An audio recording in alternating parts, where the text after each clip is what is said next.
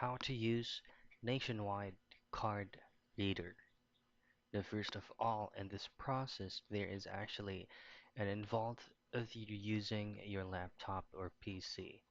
So first things first is just install or just connect your physical Nationwide card reader to your PC. And once you have successfully connected it and turned it on, then you have to go to nationwide.co.uk for you to log into your account.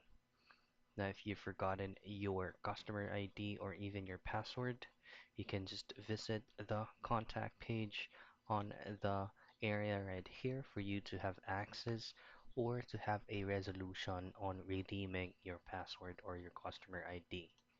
Now you just have to go to the login page, enter your user ID, and then if you have successfully connected your card reader, you're going to be receiving an OTP in which you have to input here, and then you can successfully log in. And that's it. That's pretty much it. That's how easy and quick you can use your Nationwide card reader.